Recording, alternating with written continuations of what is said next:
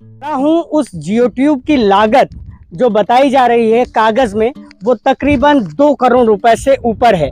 यानी कि 2,58,00,000 में मनेरिया और करमहना में जो है जियो ट्यूब और अन्य कार्यों को किया जाना है। यानी कि कटर्स लगाए जाने हैं, जियो ट्यूब्स लगाए जाने हैं, जियो बैग्स लगाए जाने हैं और इनसे जो है ग्रामीणों के जो बंधे हैं उनको बचाने का काम किया जाना है और फिर जो बाढ़ का प्रकोप है गांव वालों तक ना पहुंच सके उस पर काम किया जाना है।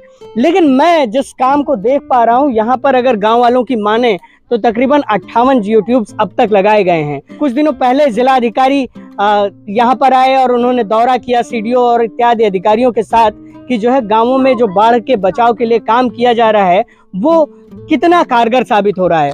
लेकिन गांव वालों की अगर माने तो ये काम जो है वो बिल्कुल कारगर साबित नहीं होता है।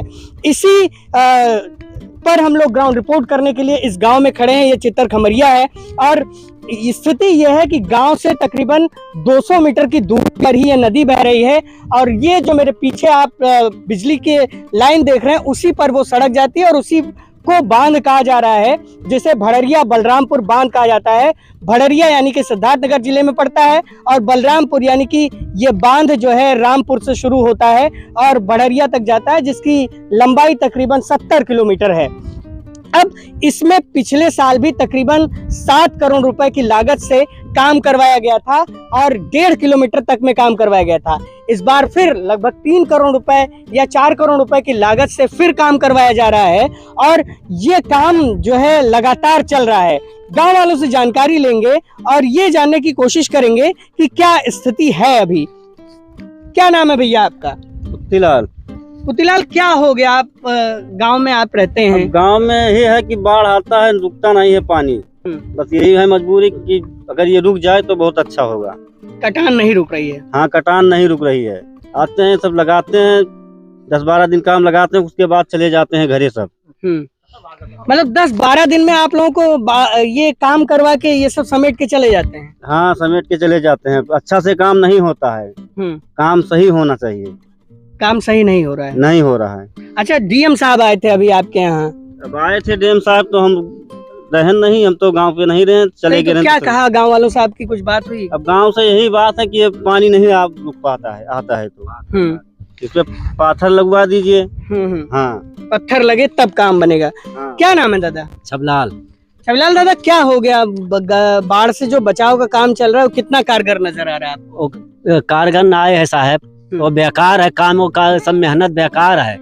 आवत है बाढ़, आवत है बाढ़ का टाइम आवत है तब 10-15 दिन काम लगावत है, बाढ़ ऊपर आ जाता है, बस छोड़ से बटवर का सब भाग जाता है।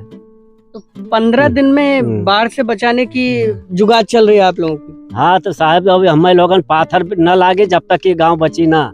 तो ये आप लोगों के कहने का मतलब है ये बाढ़खंड जुगाड़ करके आप लोगों को बचाना चाह रहा है? हाँ, ये जुगाड़ से ना ही बच पाई गाँव। ये 10-12 गाँव डूब, ऐसे लापरवाही रही तो 10-12 गांव डूब जाये। अच्छा, पिछवा जियो ट्यूब वगैरह रखा है, ये सब सामान रखा है, तो ये सब कब लागी? बाढ़ तो आएगा। हाँ, बाढ़ आएगा, खत्म होगा, सब खत्म। जुलाई चलत है। हाँ, जुलाई चलत है साहब। यहाँ ना ठेकेदार है ना लेबर है को। हाँ, सब काम चला गया छोड़ कर। लेबर जो आया रहा, कुछ लेबर आया रहा, 10-12 लेबर, उनका पैसा बाच गया, छोड़ चला गया। अच्छा। हाँ, पैसा ना ही पाए लेबर, तो ठेकेदार पैसा भी नहीं दिया। हाँ, इसलिए लोग वापस चले गए। क्या लगता है जब बाढ़ की समस्या होती है आप लोगों के गांव के राप्ती नदी में, तो क्या लगता है कि गांव बच पाएगा? तब गांव नहीं बच पाएगा, तब हम लोग बिल्कुल डराइत है। सब वही बंधा पहिया सड़क समझो चाहे वह बंधा समझो, वही पे सब लड़के वाले खड़ा रहता है डर के मारा, और चारों ओर वहाँ से दक्षिण से पानी आ जाता है। अच्छा, उस तरफ से भी पानी आता है और इस तरफ से भी पानी उधर से उल्टा हुआ आ जाता है। राप्ती नदी भी पानी फेंकती है और इस तरफ से यानी कि जो गांव है उधर जो नदी नाले या छोटे जो चीजें बह रही होंगी, उनसे भी पानी आता है। उधर से पानी आ जाता था, हम लोग घेर में हो जाते साहब। चारों तरफ से गांव फंस जाता है। चारों तरफ से फंस जाए, घेर में हो जाता है और बंधा पे डरिया जाता है। अच्छा, क्या बाबू आप नौजवान हैं, क्या लगता है कि बाढ़ से गांव बच पाएगा आपका? बिल्कुल नहीं बच पाएगा। क्या स्थिति है अभी?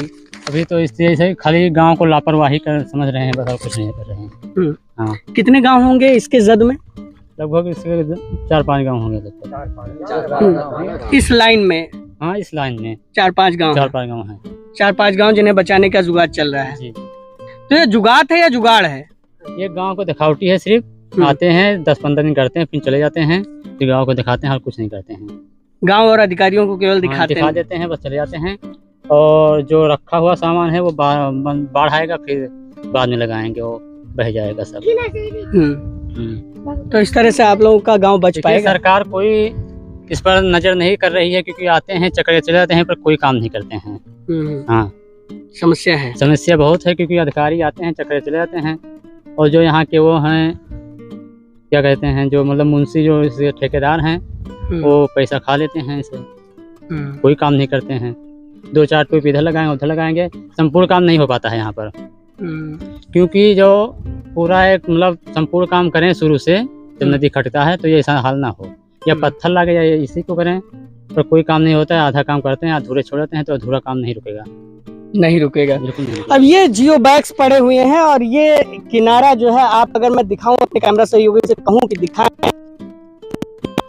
है, अगर ध्यान से देखा जाए तो ये किनारा अगर कट रहा है तो जियो ट्यूब्स लगाने की जो बात है वो कहां तक सफल होती नजर आ रही है। अगर जियो था तो पहले अरे वहीं तक लगना चाहिए था, लेकिन अगर कट जाता है तो दूसरे किनारे पर जो बचाने की कवायद चल रही है वो कहाँ इसको बचा।